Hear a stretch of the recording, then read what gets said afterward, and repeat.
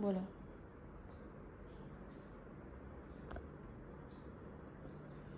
नमस्ते जी। मैं एक बहुत शानदार विचार की ओर आपको ले जा रहा हूं। हम लोगों ने एक अच्छी प्रकार से बात हृदयंगम कर रखी है कि 9 दिन के नवरात्र, 10वें दिन रावण वध और उससे 20 दिन बाद दीपावली। और दीपावली के दिन श्री राम अयोध्या लौटे थे। उस खुशी में लोगों ने दीप ज्योति प्रज्वलित करके स्वागत किया था। अब थोड़ा सा कोरिलेट करता हूं। लंका में जब रावण का वध हुआ तो लक्ष्मण जी कहते हैं कि चलिए भैया लंका चलते हैं, वहीं रहेंगे। तो राम जी कहते हैं कि अपि स्वर्णमयी लंका न मे लक्ष्मण रोचते, जननी जन्मभूमिश्च स्वर्गादपि गरीयसी। मुझे तो अयोध्या स्वर्ग से भी अधिक रुचिकर है, मैं अयोध्या जाऊंगा। और विभीषण जी उनको पुष्पक विमान में बिठा करके अयोध्या रवाना करते हैं। तो विमान निर्बाध गति से चलता है। बीच में एक जगह पंचमी के दिन महर्षि भरद्वाज के आश्रम में वो उतरते हैं और फिर अयोध्या जाते हैं। उनका राज्याभिषेक होता है। राज्याभिषेक पहले भी होना था।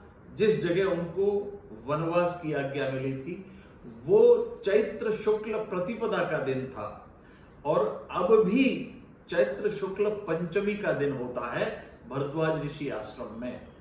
तो रावण को नवरात्रि के बाद 10वें दिन कैसे मारा जाता है, यह कोरिलेट नहीं हो पाता है। दूसरा, जब किष्किंधा कांड में राम जी प्रवर्षण पर्वत पर चतुर्मास करते हैं और चतुर्मास की पूर्णता पर वे शरद ऋतु का बखान करते हैं, उसमें बहुत सुंदर वर्णन है प्रकृति का।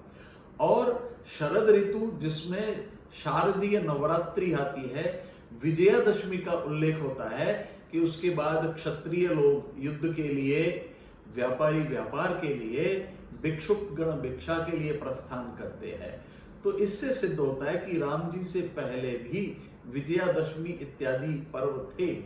और दीपावली यह शारदीय नवसस्येष्टि पर्व के रूप में मनाया जाता था। राम जी चैत्र के अंदर अयोध्या लौटे थे तो निश्चित रूप से उनके लौटने से 1-2 दिन पहले रावण का वध हुआ था।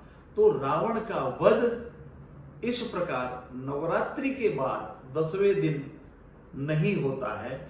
वो कैसे आरंभ हुआ तो उसे हम कोरिलेट कर सकते हैं।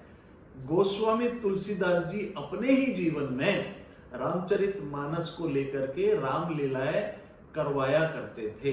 और वो रामलीलाएं उसी कालक्रम में संवत 1658 के लगभग दुर्गा पूजा आरंभ होती है और 9 रात्रि की पूजा के दौरान 9 दिन की रामलीलाएं और 10वें दिन रावण का वध। जबकि यथार्थ में रावण राम जी के अयोध्या लौटने से 1-2 दिन पहले या उसी दिन वध हुआ था।